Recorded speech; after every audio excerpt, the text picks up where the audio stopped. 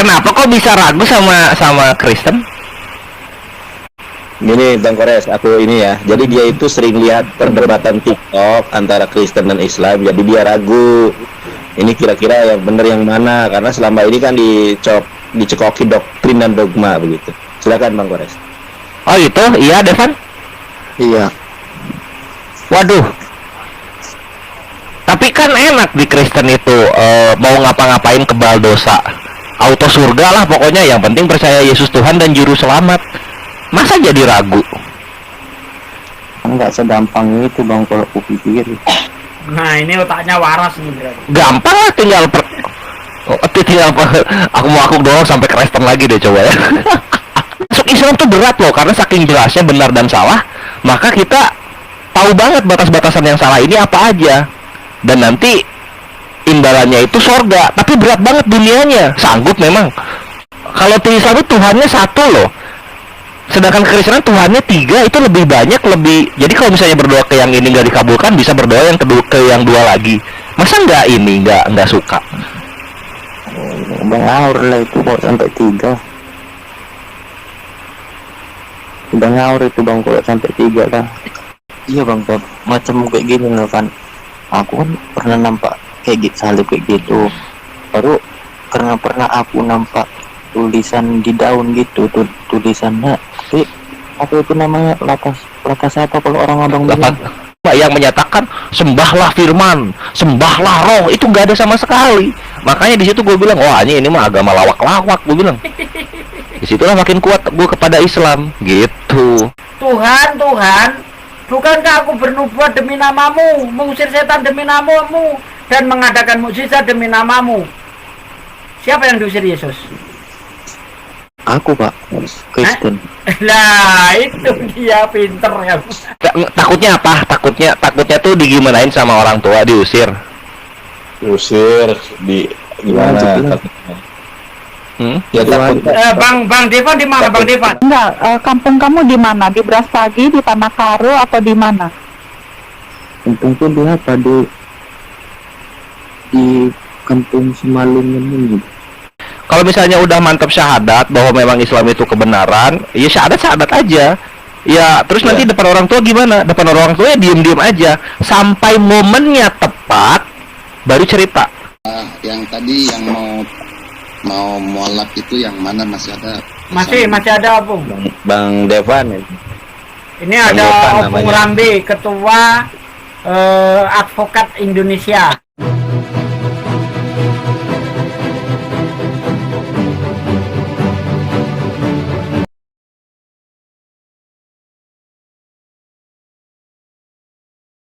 Apakah pantas? Apakah masuk akal ada tumbuh-tumbuhan hidup tanpa adanya matahari?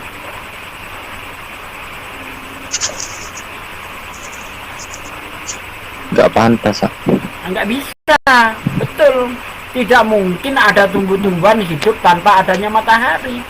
Karena tumbuh-tumbuhan bisa hidup kalau ada proses fotosintesis.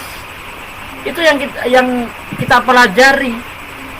Nah kemudian ya di situ dikatakan bahwa jadilah petang, jadilah pagi, itulah hari ketiga. Apakah ada tumbuh-tumbuhan bisa hidup dalam waktu 24 jam? Kita biji jagung itu ditanam, besok tiba-tiba tumbuh dia. Itu kalau mengacu pada waktu yang singkat ya. Itu kan ada 2 pendapat bahwa hari-hari penciptaan itu 1000 tahun. Nah kalau mengacu pada waktu yang lama yang 1000 tahun, pertanyaannya sama. Apakah ada tumbuh-tumbuhan yang bisa hidup dalam tumbuhnya itu memerlukan waktu 1000 tahun? Enggak juga. Waktu singkat pun enggak juga. Nyalahi kodrat itu namanya Bang ya. Dan masih banyak yang lain lagi kalau mau permasalahkan begitu. Nah itu penyampaian dari saya ya. Saya sudah menunjukkan betapa Bible ini tidak logis dan tidak sesuai dengan ilmu pengetahuan. Lalu bagaimana dengan Al-Quran berbicara tentang penciptaan? Allah berfirman di dalam Quran surah Al-Anbiya ayat 30. Awalam yarol ladina kafaru anas samawati wal ardo kana taratkum fafatanahuma. Apakah orang-orang kafir tidak tahu bahwasanya dahulu langit dan bumi adalah satu yang padu, lalu kami pisahkan keduanya? Anda ingat teori Big Bang? Ingat Pak? Ya, teori Big Bang adalah teori bagaimana awal mula terciptanya jagat raya ini. Diawali dengan adanya ledakan. Ya, dari ledakan itulah nanti timbul adanya nebula-nebula itu. Nah, teori Big Bang ini adalah satu-satunya teori yang paling didukung oleh para ilmuwan. Teori Big Bang ditemukan tahun 1924. Al-Quran diwahyukan kepada Rasulullah 1400 tahun yang lalu. Ya, dari mana ini Nabi Muhammad tahu? Kalau awal mula penciptaan adalah sesuai dengan teori Big Bang. Dari mana Nabi Muhammad tahu? Dan saya tidak menemukan penciptaan di dalam Al-Quran itu bertentangan dengan ilmu pengetahuan. Sama sekali saya belum menemukan. Tetapi kalau Bible banyak banget. Nah, sekarang terserah Anda. Saya tidak ingin membujuk Anda untuk masuk Islam, enggak. Pikirkan saja mana kitab yang lebih relevan, mana kitab yang lebih masuk akal. Karena kita beriman tidak bisa hanya beriman buta. Iman tanpa ilmu buta, ilmu tanpa iman pincang. Itu yang perlu diketahui. Begitu, Kores, silakan. Masya Allah, Ustadku. Tanggapannya dulu mungkin dari Devan. Itu Devan nanggapin mungkin. Tanggapanku ya baik. Semua yang dibilang bagus, sudah itu ada. Ya udah, aku nanya deh. Kenapa kok bisa ragu sama Kristen?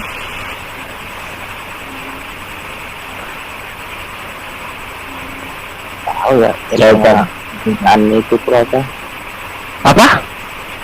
Ini Bang Kores, aku ini ya. Jadi dia itu sering lihat perdebatan TikTok antara Kristen dan Islam. Jadi dia ragu. Ini kira-kira yang benar yang mana? Karena selama ini kan dicekoki doktrin dan dogma begitu. Silakan Bang Kores.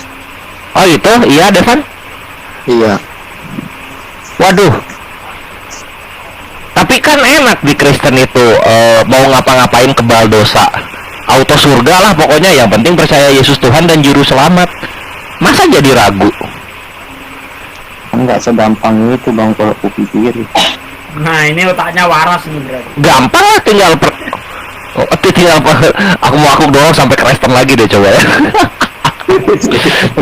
Aku doang lagi sampai Kristen. Coba bayangin.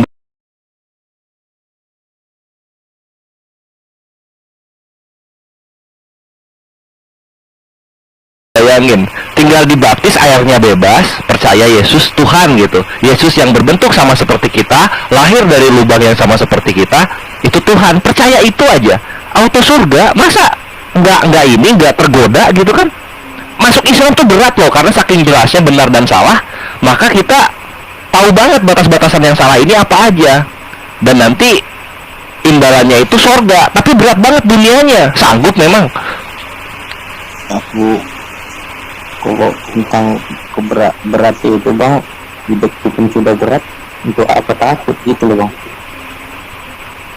Oh, Hidup dia sudah berat Bang Kores.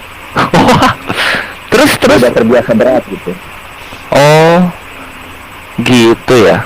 Tapi masa bayangin coba, kalau di Islam itu Tuhannya satu loh, sedangkan Kekristenan Tuhannya 3, itu lebih banyak, lebih. Jadi kalau misalnya berdoa ke yang ini nggak dikabulkan, bisa berdoa yang kedua ke yang 2 lagi. Masa nggak suka? Bang ngawur lah itu kok sampai 3. Udah ngawur itu Bang kalau sampai 3 kan. Loh gitu. Ini udah muslim banget, ini kenapa nggak syahadat aja? Kenapa nggak syahadat aja? Ini udah muslim banget, ini logikanya udah.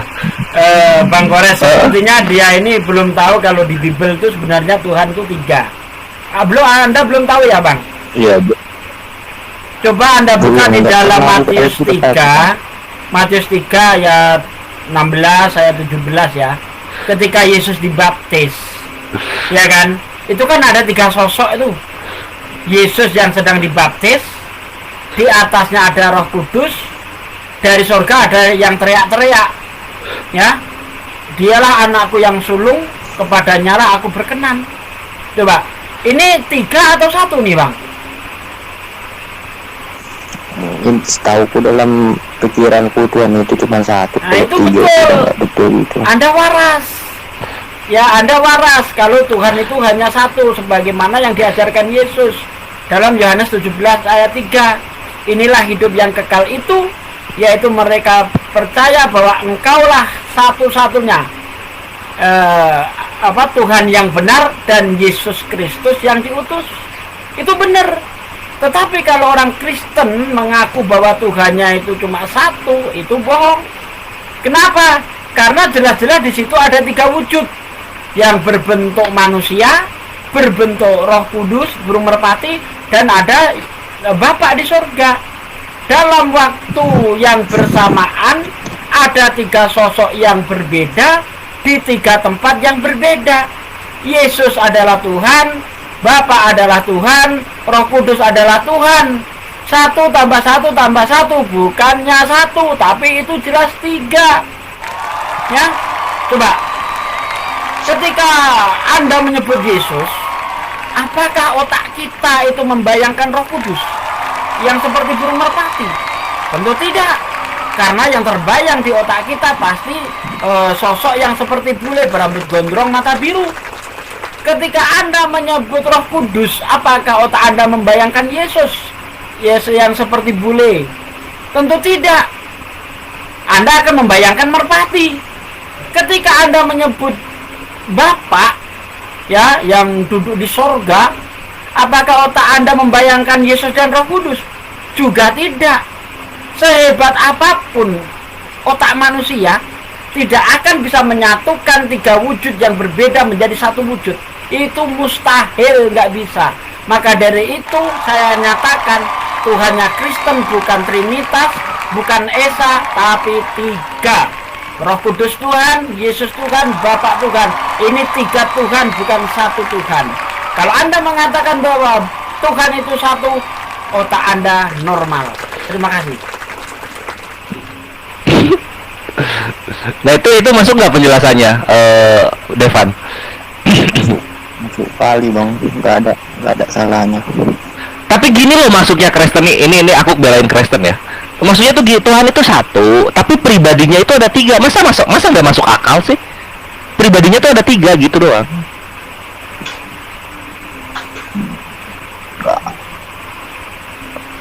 Nggak. Gimana ya? Anggaplah kayak manusia 1 nih, cuma dia ada 3 pribadi gitu loh.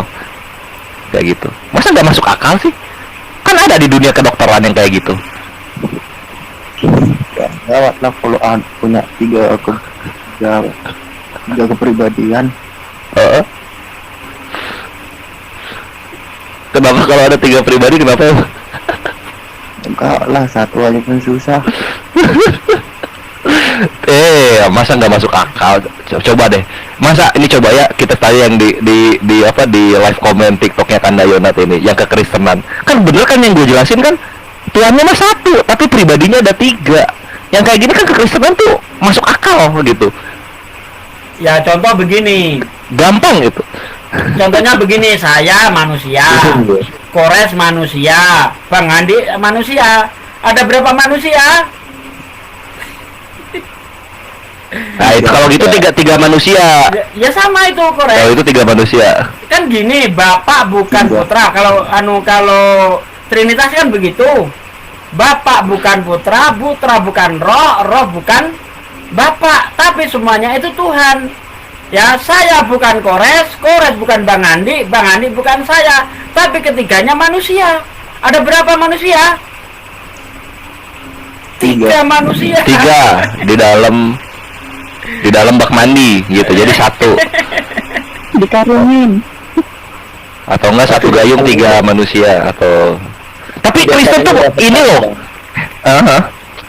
Apa? Jadi gini bang, ceritanya tadi itu dia tuh bilang, aku sebenarnya udah tertarik sama Islam, cuma tiba-tiba dia melihat salib di langit katanya itu. Gitu enggak deh Pan? Silakan Pan. Iya, kalau itu emang aku nggak bohong, itu aku nengok salib 3 di langit, baru kanan kiri kayak macam gambaran gitu. Kalau feelingku itu macam surga dan neraka gitu. Itu nggak bohong aku. Berani mati aku bohong. Gitu. Penglihatan lah kayak luga lah gitu lah. Jadi dia nggak tertarik, tiba-tiba mandek di situ. Tiba-tiba dia lihat salib di langit katanya 3.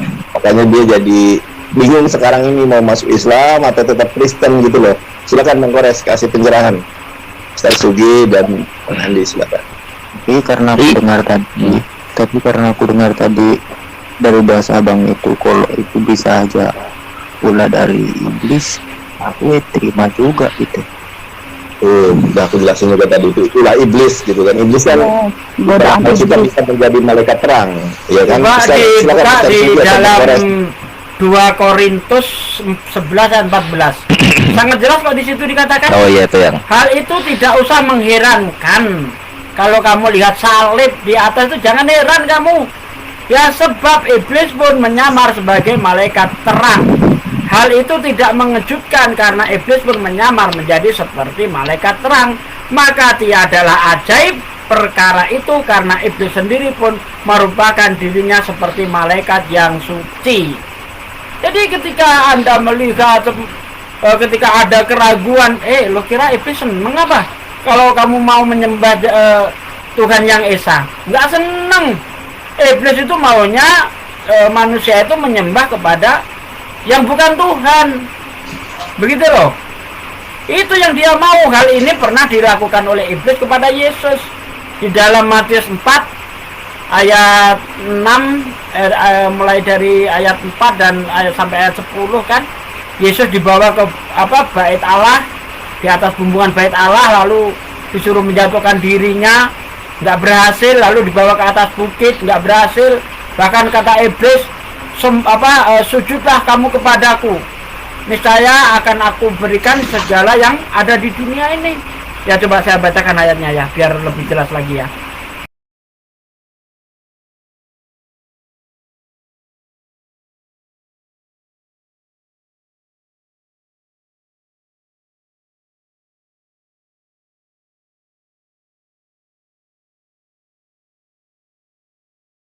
Matius 4 ya. Matius 4. Nah ini di ayat 6.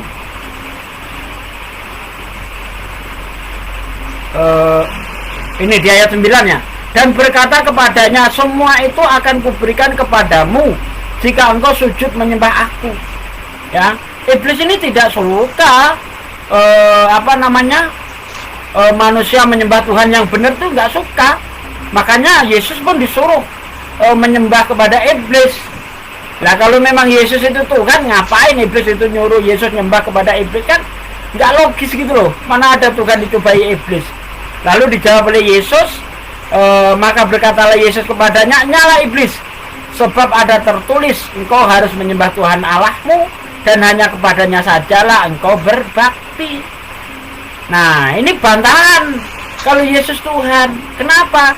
Karena iblis menyuruh Yesus untuk menyembah dirinya, dan jawaban Yesus menyala iblis, sebab ada tertulis engkau harus menyembah Tuhan Allahmu. Kalau memang Yesus Tuhan, seharusnya Yesus ngomong begini, menyala iblis, sebab ada tertulis kamu harus menyembahku, bukan menyembah Tuhan Allahmu. Kan begitu Bang? Ya enggak? Iya bang. Iya, jadi jangan hanya karena penglihatan itu Anda jadi ragu. Gunakan akal sehat Anda. Ya, Yesus tidak pernah minta disembah. Ya, Yesus tidak pernah memberi contoh menyembah dirinya. Justru Yesus itu menyembah Tuhan. Kalau Anda lihat di dalam Yohanes 4 ayat 22, kamu menyembah apa yang tidak kamu kenal, kami, kata Yesus, menyembah yang kami kenal. Dan itu Yesus menyembah. Apakah Anda mau menyembah orang yang menyembah? Mau? Bukankah seharusnya kita itu menyembah yang maha kuasa, yang tidak takluk kepada apapun? Saya menyembah Tuhan karena saya takluk sama Tuhan. Saya tidak akan menyembah sesuatu yang lemah. Siapapun yang masih menyembah, dia lemah. Dia tidak punya kuasa. Yesus berkata di dalam Yohanes 5 ayat 30, ya, di mana Yesus di situ berkata apa? Semua yang dia lakukan, pekerjaan-pekerjaan yang dia lakukan itu bukan datang dari dirinya. Aku tidak dapat berbuat apa-apa dari diriku sendiri. Semua yang aku lakukan sesuai yang aku dengar. Ya, pengadilanku adil bukan datang dariku, tapi datang dari yang mengutus aku. Jelas banget pernyataan Yesus. Masa kita menyembah orang yang tidak punya kekuasaan apapun? Monggo dilanjut yang lainnya. Ya juga ya. Penyesat nih Sugi, naik Alexander, hadapi saya sini. Kalau kamu menganggap saya penyesat sini. Tidak, coba Pak, tolong Pak, dan dia Pak, aku pengen tahu perkataan dari dia Pak. Nah, suruh naik sini. Sambil nunggu dia naik, aku juga mau nambahin Friska mengenai Ya. penglihatan gitu, yang kesaksian mualafah juga banyak gitu, penglihatan gitu. Cuma buat gue pribadi yang melihat dari luar, orang-orang yang berkesaksian, baik dari yang masuk Islam maupun yang keluar Islam, atau baik dari yang masuk Islam maupun yang masuk Kristen, selama itu subjektif, bukan kebenaran, karena kebenaran itu harus bisa diverifikasi oleh semua orang tanpa perlu alat bantu, tanpa perlu klaim dari sepihak gitu. Makanya mostly ya, kalau di Islam itu, yang masuk ke Islam itu, mereka kadang-kadang ketika melihat ayat Allah, oh iya bener juga ya. Ketika melihat ayat Biblos, oh iya ternyata satu relevansi nih penjelasannya. Kebanyakan dari situ, jadi kebanyakan dari logika. Mengenai penglihatan itu hanya penguatan, karena balik lagi, iblis pun bisa berubah menjadi malaikat terang. Jadi malaikat aja bisa, apalagi jadi kayu palang dua begitu kan. Nah kayak gitu-gitu sih. Iya Bang Pep, macam kayak gini loh kan. Aku kan pernah nampak kayak gitu, salib kayak gitu. Baru karena pernah aku nampak tulisan di daun gitu, tulisannya apa itu namanya, lapas apa kalau orang abang bilang? Lafaz Allah. Itu aku pernah nampak sebelum salib ini, jadi aku nggak kalah heran gitu loh Bang kalau tentang salib ini gitu. Nah itu dia. Karena pikiran itu hal yang biasa itu mungkin dalam hatiku. Yang bikin, ya ini ya, gue berbagi ya, yang bikin gue kuat banget kepada Islam karena gue kira penjelasan para orang-orang penyembah Yesus ini, gue kira itu semua tertulis gitu di dalam keimanannya. Gue kira begitu. Contoh misalnya kita lihat ke orang-orang beragama Hindu, mereka bilang Krishna Tuhan, tertulis begitu Krishna Tuhan. Di situ ya gue mentoleransi. Tapi kalau kekristenan beda. Contoh misalnya Yesus adalah Tuhan atau Yesus adalah Theos, nggak tertulis. Ibadah hari Minggu nggak tertulis. Lalu apalagi dosa waris nggak tertulis. Tuhan itu ada 3 nggak tertulis. Jadi ternyata semua vitalitas keimanan dari kekristenan itu nggak ada tulisannya sama sekali. Semua datang dari doktrin bapak-bapak gereja yang terpisah, nggak kenal dengan Yesus dan tokoh-tokoh di Perjanjian Baru. Dengan kata lain, ketika gue mempelajari Biblos, Perjanjian Lama Perjanjian Baru,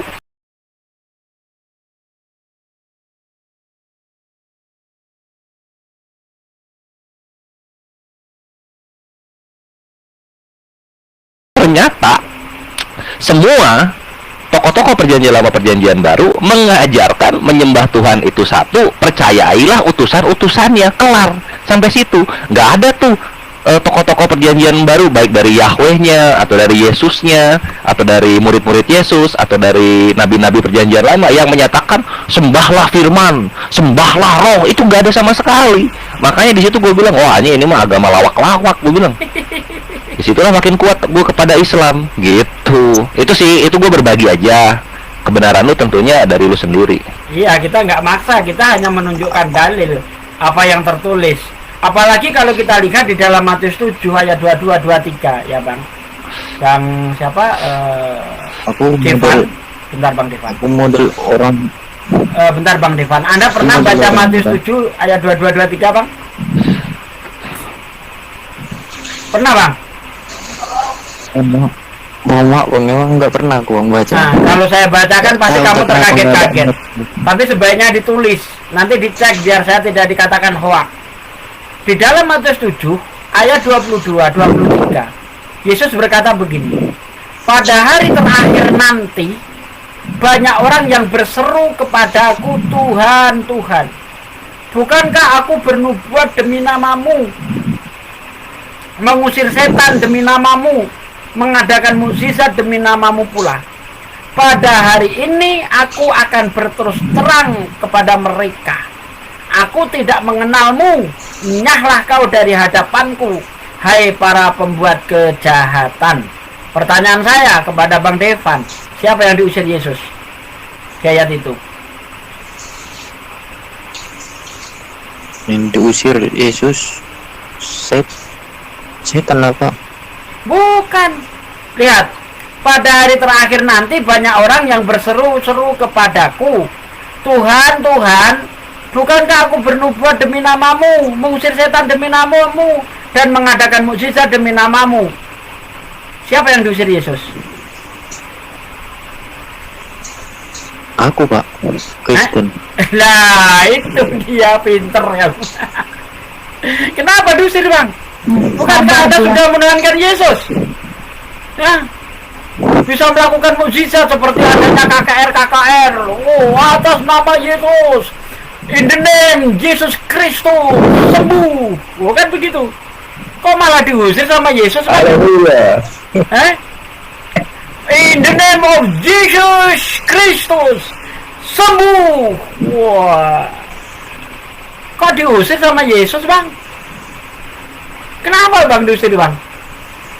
Karena Yesus tidak pernah mengajarkan bahwa dirinya adalah Tuhan. Di ayat 21-nya coba diperhatikan. Ya, bukan setiap orang yang berseru kepadaku, Tuhan, Tuhan, akan menduduki kerajaan surga, melainkan mereka yang menuruti kehendak Bapakku yang di surga. Saya sering tanya kepada orang Kristen, apakah menyembah Yesus termasuk perintah Bapak? Apakah termasuk kehendak Bapak? Nggak ada yang bisa jawab, karena tidak ada satu ayat pun di dalam Bible, dari perjanjian lama sampai perjanjian baru, dari kejadian sampai wahyu ke kejadian lagi, tidak ada perintah Bapa untuk menyembah Yesus. Wajar orang yang mengada-adakan ajaran ini, yang mengaku Yesus Tuhan, maka dia yang diusir. Ini senada dengan hadis Rasulullah. Rasulullah berkata, sungguh Isa Al-Masih putra Maryam itu akan datang nanti, ya, dia akan menjadi hakim yang adil. Dia akan mematahkan salib, membunuh babi, dan menghapus pajak. Ya, kenapa ini kok tidak dikatakan menghancurkan Kristen? Tidak, cukup mematahkan salib artinya sudah mematahkan Kristen. Kenapa? Karena lambang kekristenan adalah salib. Tanpa adanya penyalipan tidak ada namanya kekristenan, tidak ada namanya penebusan dosa. Sebagaimana yang diajarkan Paulus di dalam 1 Korintus 15 ayat 15 sampai ayat 16, jika Yesus tidak disalib, tidak mati dan tidak bangkit, maka sia-sialah ajaranku. Ya. Jadi salib ini dari Paulus, bukan dari Yesus. Yesus tidak pernah mengajarkan percayalah aku mati disalib untuk menebus dosamu, kamu masuk surga. Nggak pernah, Bang. Itu ajaran Paulus. Justru Paulus mengatakan dengan disalibnya Yesus di tiang salib, hukum Taurat dan segala ketetapannya telah dihapus. Nah, gimana tanggapanmu? Silakan. Syahadat Bang. Sudah login kayaknya nih. Silakan Ustaz Sugi. Ini Bentar, biar nanggapin dulu. Bentar dulu, jangan dulu. Jangan. Tanggapin dulu. Boleh. Saya tahu. Aku takut. Dia masih bimbang. apa gimana sih? Apa Depan? Lah ngapain lagi bertahan? Orang mau diusir sama Yesus, maulah diusir sama Yesus loh. Ya, masuk neraka mau digalang. Dalam Al-Quran dikatakan, Takut apa? Takut sama Bentar. keluarga. di dalam Al-Quran dikatakan apa? Wa ma lidolimina min angsor. Tidak ada penolong bagi orang-orang yang menyembah Yesus. Di dalam Matius 7, Yesus tidak bertanggung jawab, justru Uci diusir. dalam Laqad kafara alladziina qalu innallaha huwal masihu ibnu Maryam wa qala masih ya bani Israil abudullaha rabbi wa rabbukum innahu may yusyrik billah faqad haramallahu 'alaihal jannah wa ma'wahun nar wa ma lidzalimina min ansor. Sungguh telah kafir orang yang berkata bahwa sesungguhnya Isa Al-Masih adalah Allah itu sendiri. Padahal Isa Al-Masih berkata, hai Bani Israel, sembahlah Allah Tuhanku dan Tuhanmu. Jangan sekutukan Allah dengan segala sesuatu. Allah mengharamkan surga bagimu, neraka tempat kembalimu, dan tidak ada seorang penolong pun bagi orang-orang yang zalim. Matius 7 ayat 22, aku tidak mengenalmu, nyahlah kau dari hadapanku, hai para pembuat kejahatan. Mau disuruh oleh Yesus? Monggo, kalau mau silahkan saja. aku takut gitu Pak. Takut apa? Berarti aku harus berpisah lah dari keluarga aku gitu. Cakep. Itu yang aku tunggu. Ketakutan yang itu aku tunggu. Itu dibuat dari Yesus. Utusan Korea. Kalau mau jadi pengikut Yesus, bukan penyembah ya. Bukan penyembah ya, jadi pengikut Yesus. Baca Matius 10 nomor 35. Sebab aku, di sini Yesus akunya, sebab aku Yesus datang untuk memisahkan orang dari ayahnya, anak perempuan dari ibunya, menantu perempuan dari ibu mertuanya, dan musuh orang ialah orang-orang seisi rumahnya. Haleluya, haleluya.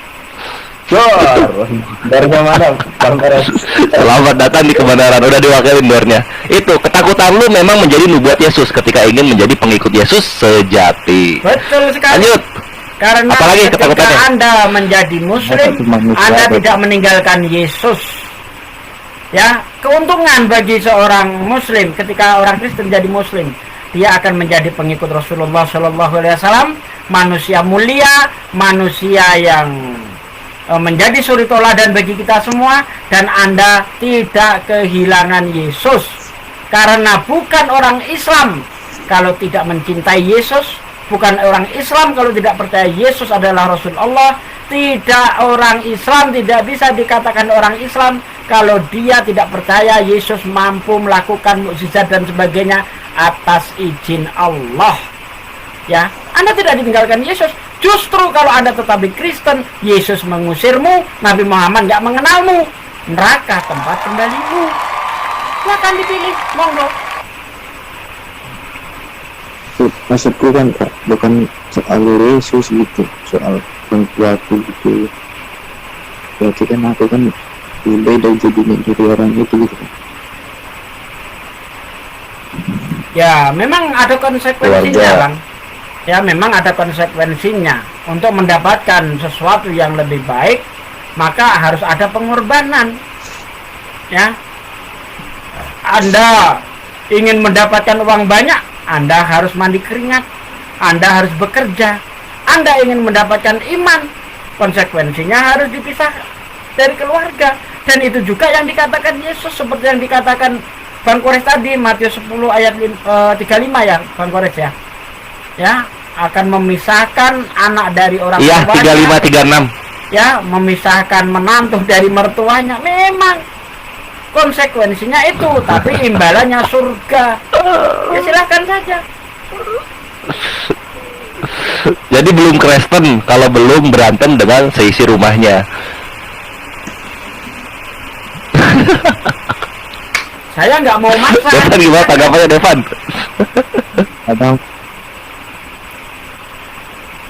Abang, Takutnya apa? Takutnya tuh digimanain sama orang tua, diusir. Diusir di gimana? Ya, Ya takut. Bang Devan di mana, Bang Devan? Kenapa? itu Beda. aja lah diusir. Bang Devan tinggal di mana, Bang Devan? Pokoknya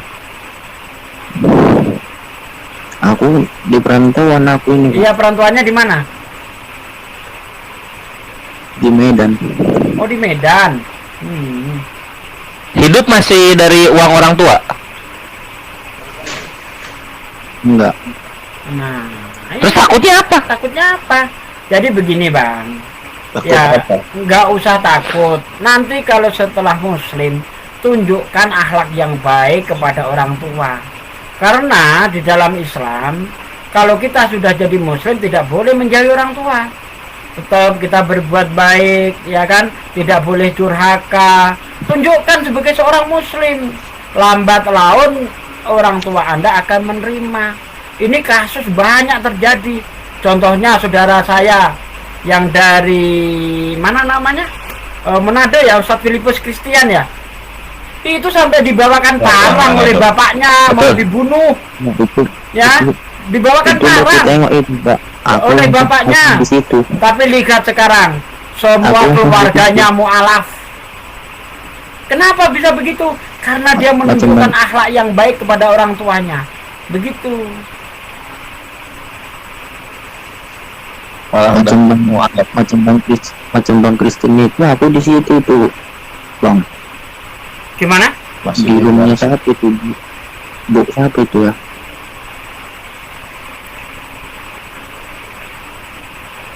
bukan Kristen Sokatul. Ini Christian Filipus Christian. Christian Filipus. Salah lagi. Salah. Asli Bang Devan Mualaf. dari mana?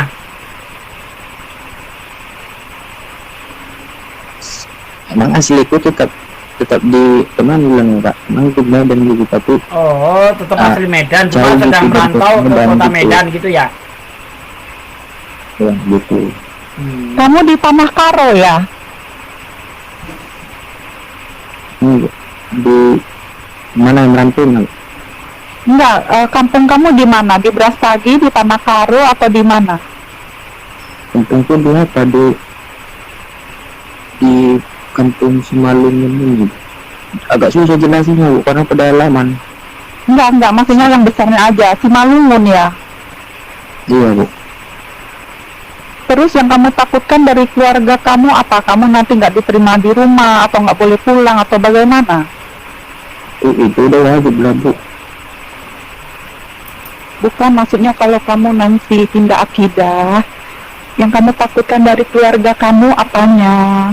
Apakah kamu takut diusir dari rumah atau tidak Iya. boleh kembali lagi ke rumah atau tidak diakui sebagai anak? Itu loh pasti Bu yang macam ibu bilang. Semua itu. Nah, Iya. dari itu, kalau seandainya kamu sudah berganti akidah, kamu harus tunjukkan, punya keyakinan bahwasanya kamu menjadi manusia yang lebih baik dari yang lama. Dan kamu lebih bertanggung jawab kepada keluarga kamu, terutama orang tua kamu. Dan itu juga memotivasi kamu harus berhasil dalam hidup. Jadi mereka baru bisa melihat ternyata akidah yang kamu jalani yang baru ternyata membuat kamu lebih sempurna, lebih baik di mata mereka. Memang awalnya berat kamu tuh, tapi nanti dengan kamu menunjukkan itikat yang baik, dengan kesungguhan kamu, pintu itu akan terbuka dengan sendirinya. Yang penting kamu berusaha untuk hidup lebih baik. Baru kan Setelah kamu berakidah yang baru ini seperti itu, kamu tunjukkan kepada keluarga kamu. Awalnya ya kamu harus legowo, harus terima memang konsekuensinya seperti itu.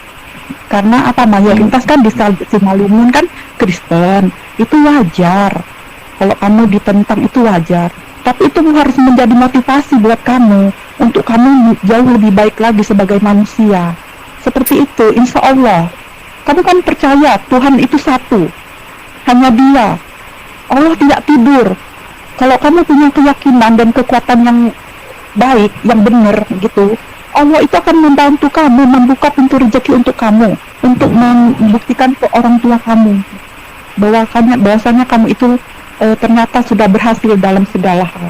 Pasti kamu diridhoi sama mereka. Bisa jadi mereka pun ikut kamu, insya Allah. Kamu harus kuat dulu dari pribadi kamu. Biasanya kamu mampu.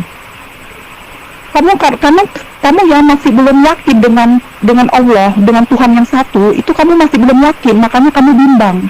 Tapi kalau kamu sudah yakin, teguh di hati dan pikiran kamu, orang tua kamu itu tidak bisa membantu apapun, keluarga kamu juga tidak bisa membantu apapun, hanya Allah yang bisa membantumu. Itu yang harus kamu tekankan. Insya Allah pintu terbuka untuk kamu, masa depan kamu, rezeki kamu, semua Allah sudah siapkan untuk kamu. Baru kan ke Nah, ini saya itu. saya tanggapi ya saudara hamba Allah ya. Saran, siapa tahu ada ustadz di Medan ya, kalau memang dia mau bersyahadat misalnya butuh bimbingan, bisa kita hubungi saudara-saudara kita yang ada di Medan, banyak kok. Jadi begini ya Bang Devan, banyak mualaf yang mengalami apa ya, nasib dipisahkan dari keluarganya itu banyak banget. Tapi saya bertanya kepada mereka, apa yang menyebabkan kamu kuat berpisah dari keluargamu? Mereka menjawab ya, rata-rata menjawab, karena saya yakin saya kehilangan keluarga, tapi saya mendapatkan saudara yang lebih daripada keluarga saya sendiri. Siapa? Saudara muslim semuanya ya. Saudara muslim itu melebihi daripada saudara sendiri ya. Insya Allah kita akan saling saling membantu kepada para mu'alaf, begitu Bang. Jadi nggak usah khawatir ya, dan percayalah bahwa segala sesuatunya itu Allah yang berkehendak ya.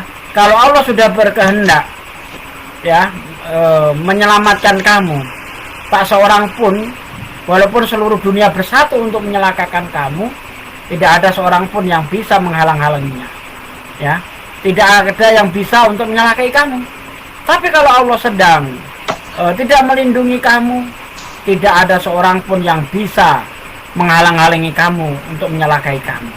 Jadi Allah lah, segala sesuatu pasrahkan kepada Allah. Yakinlah kepada Allah SWT ya. Kalau memang kamu sudah berniat untuk bersahadat gitu. Nah ini Bang Sabrina Siregar, arahkan aja ke Mu'alaf Center Medan Bunda katanya. Ya betul. Aku ke coba kenapa deh kan? Dia aku mualaf center Medan itu alamatnya di mana, dia ke sana. Izin sebentar. Bentar, ini masih takut atau enggak ini? Jangan didorong-dorong gitu. Izin Bang Dandar. Bang Dandar. Iya.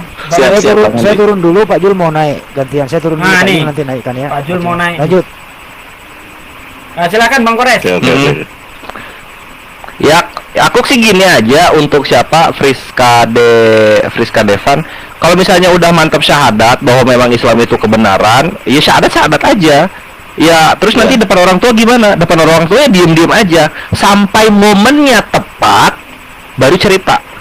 Nanti pas udah cerita, kedepannya ya serahkan kepada Allah, karena Allah itu maha baik, segala rencananya pasti baik. Yang penting dalam Islam itu kita diwajibkan untuk berbakti kepada Allah.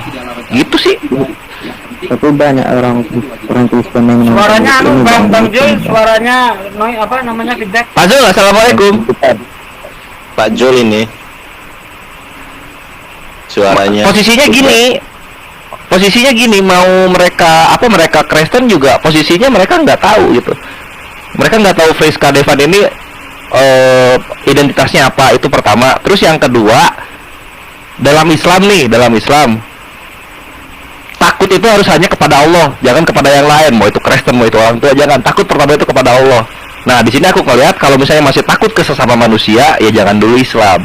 Tapi kalau udah mantap, silakan syahadat. Di sini kita bisa membimbing. Sisanya nanti di dunia nyata diam-diam baik aja dulu, begitu. Pak Zul, assalamualaikum. Tafadhol. Masih Iya. ke mute Bang Jul. Halo Bang Jul. Ya, kalau depan sudah ragu menyembah manusia, langsung saja menyembah Tuhan yang benar. Ini ada Ustaz Sugi, ada Bang Kores. Oh, malah turun. Ya, langsung syahadat saja ya. Itu loh maksud aku, nggak usah ini. Jangan ditunda-tunda karena kita aja nggak tahu kapan. Sama Iya. posisinya gini, kita sebagai muslim mempunyai kewajiban. Ketika ada yang mualaf, dia itu bayi yang baru. Sebagaimana bayi, Allah mewajibkan kita untuk mengurusi mereka. Jadi jangan takut ditinggal sendirian. Akan ada kawan-kawan yang menyambangi untuk menemani akhi Devan. Kok akhi sih, saudara Devan kuat gitu, supaya nggak merasa sendiri di awal-awal keislamannya. Itu sih paling.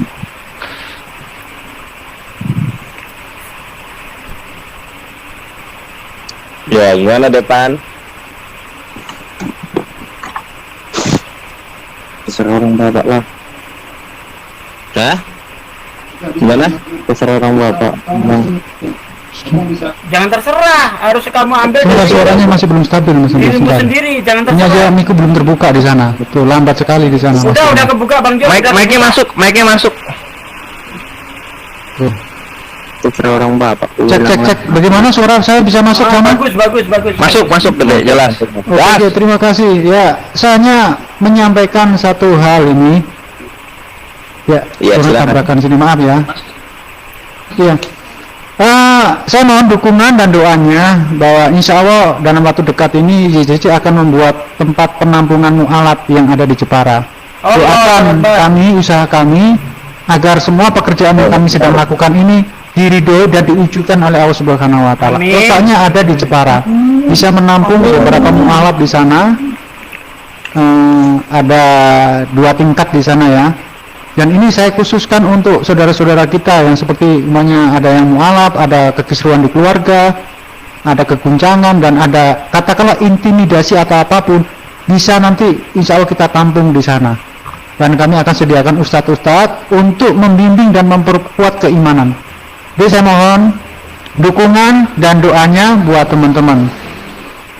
Sudah ada gedungnya, sudah ada tinggal pembenahan-pembenahan. Begitu aja Mas Nandar, Mas Kelvin, dan juga Mas Sugi, dan juga Mama. Ini ada Opung berbicara. Sebentar ya. Opung silakan berbicara, Opung. Baik, lanjut. Yang tadi yang mau mualaf itu yang mana masih ada? Masih ada Opung. Bang Devan. Ini ada Depan Opung namanya. Rambe, ketua advokat Indonesia. Aduh. Monggo Opung, silakan Opung. Suaranya Bang Devan putus-putus. masih bisa mendengar suara saya? Masih. Masih. Silakan Opung. Silakan Masih. Opung. Di Simalungun. Ya, di Simalungun tinggalnya di mana kampungnya? Depan. Depan itu di Simalungun di mana kampungnya? Saya orang Padang Bolak, Padang Lawas Utara. Aku di apa Pak, di daerah Siantar. Ya Siantara, aku Daerah tahu. apa? Saya bekas tentara. Dulu Juga saya sekolahnya di situ. Tiga dolo Pak. Di mana kampungmu? Dolo. Aduh, Tiga dolo. Sigodolo. Tiga dolo. Sigodolo. Nah, kalau sekarang zamannya di Medan atau di Sigodolo? Di Medan ini Pak. Tinggal di Medan. Kamu sekarang tinggal di mana? Ini aku posisinya di Pancing ini Pak. Pancing. Jalan Pancing. Jalan Pancing. Iya. Jalan Pancing. Kamu tahu Jalan Singkalang? Apa? Jalan Singkalang. Kamu tahu nggak? Kamu tahu. Jalan Singkalang. Tahu. Kurang tahu aku dari sini, Pak. Kenapa Masjid tanya? Raya, Masjid Raya Maimun. Tahu. Tahu. Tahu kan? Masjid Raya Maimun. Masjid. Tahu. Tahu Opung. Nah, itu kantor saya di situ. Kamu Jalan Singkalang nomor 7. Kalau memang betul-betul hatimu sudah menyatu, merasa bahwa akidahmu memang sudah mantap. Nah, sekarang pekerjaanmu di Medan apa? Bantu-bantu kakak aku ini.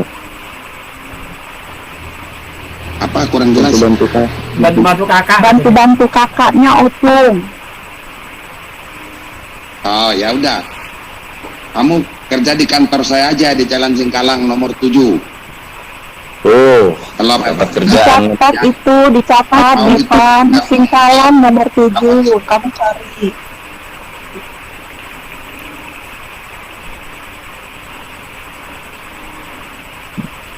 gampang nyarinya tuh depan Masjid Raya Medan itu. Maimun, Istana Maimun. Kirim aja Pak. Kau tinggal di kantor itu pun bisa kau.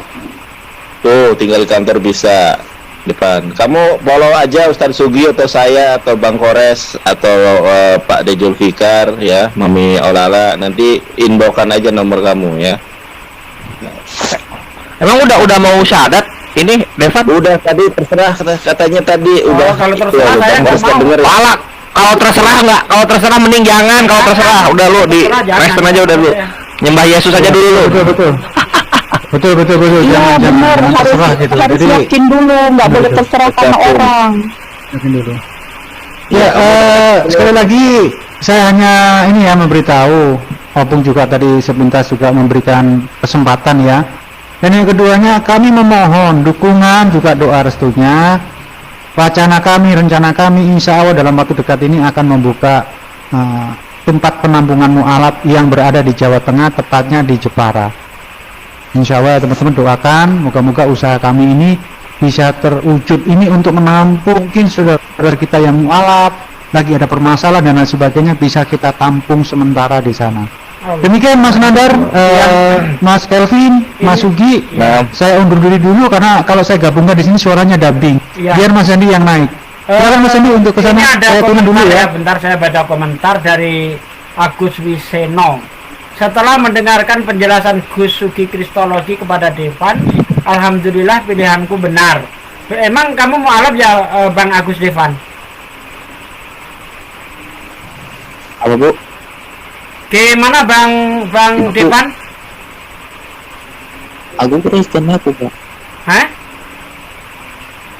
Enggak, itu ada Agus Wiseno tadi itu katanya yang ada di komen itu, apa dia mau alap begitu. Bang Devan gimana? Apa sudah ada kemantapan untuk mengucapkan 2 kalimat syahadat?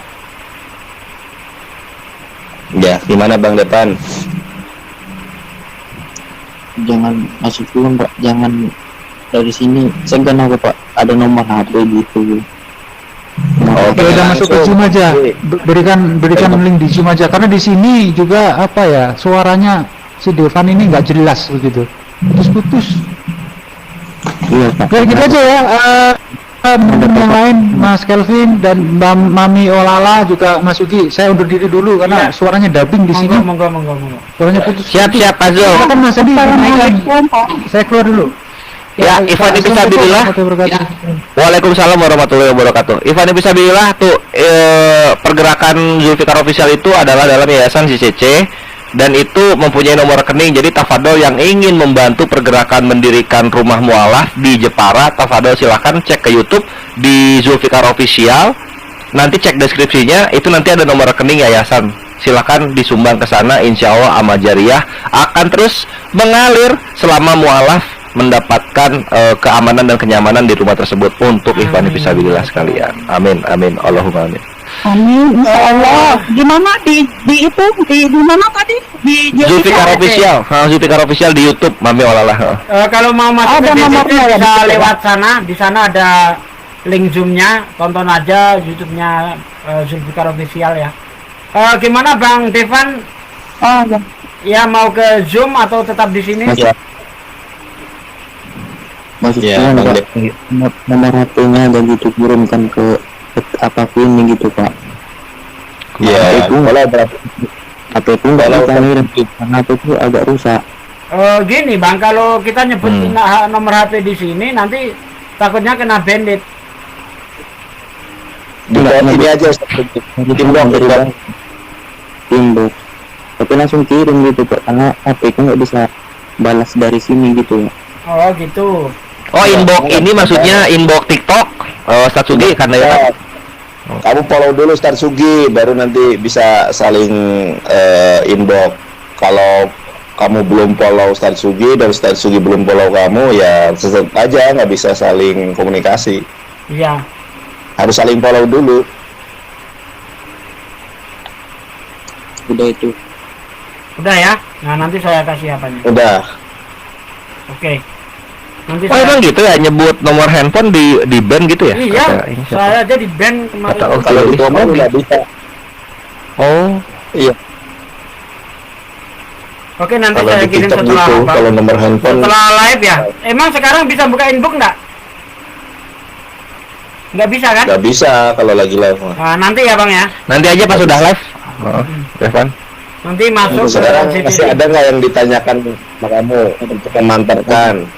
Sebelum sahabat, ada nggak sesuatu yang mengganjal kamu? Pertanyaan apa? Ini Ustadz Sugi, firman yang hidup ya, Alkitab berjalan. Ini demokrasi yang hidup. Berpanjang hidup Tatsugi. Nah, ya, ada